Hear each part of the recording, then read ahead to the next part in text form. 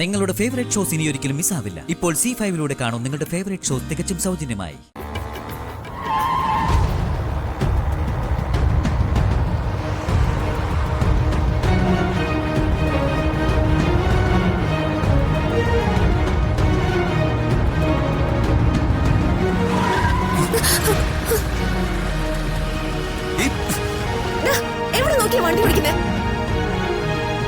ഇതേ ഈ വീട്ടിലെ കാറുകൾ പാർക്ക് ചെയ്യാനുള്ള കാർ പോർച്ച. നിന്റെ തുക്കട ബൈക്ക് എടുത്ത് ഏതെങ്കിലും മൂലയ്ക്ക് മാറ്റി വെക്കടാ. വേണ്ട.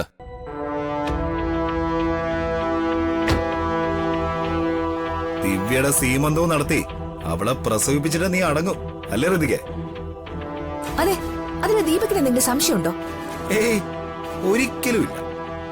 നിന്റെ കഴിവിലും സാമർത്ഥ്യത്തിലും മറ്റാരെക്കാളും എനിക്ക് വിശ്വാസം.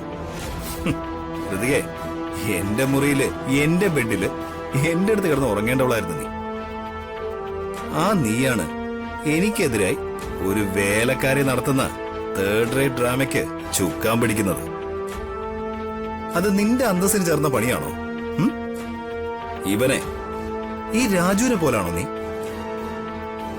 നമ്മളിത് റോയൽ ഫാമിലി അല്ലേ? നിന്റെ ശരീരത്തിലൂടെ ഒഴുകുന്നത് രാജരക്തമല്ലേ?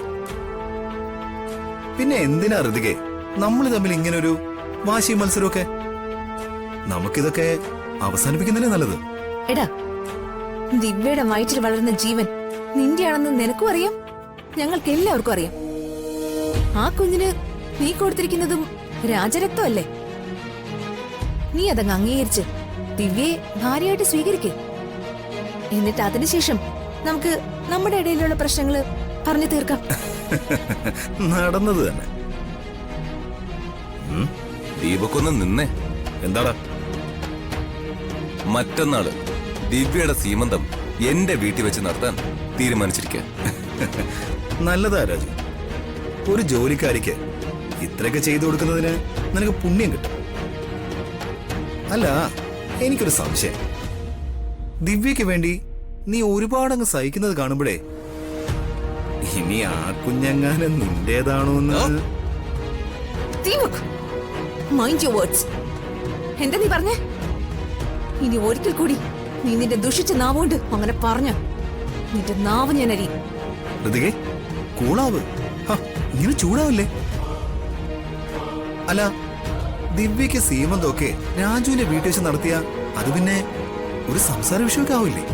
നാട്ടുകാര് പലതും പറഞ്ഞ് അവസാനം പിന്നെ ദിവ്യയുടെ ഗർഭം രാജുവിന്റെ ആണെന്ന് വരെ പറയും. എനിക്ക് വന്ന ചീത്ത പേര് വേറെ ആർക്കും വരാലോ.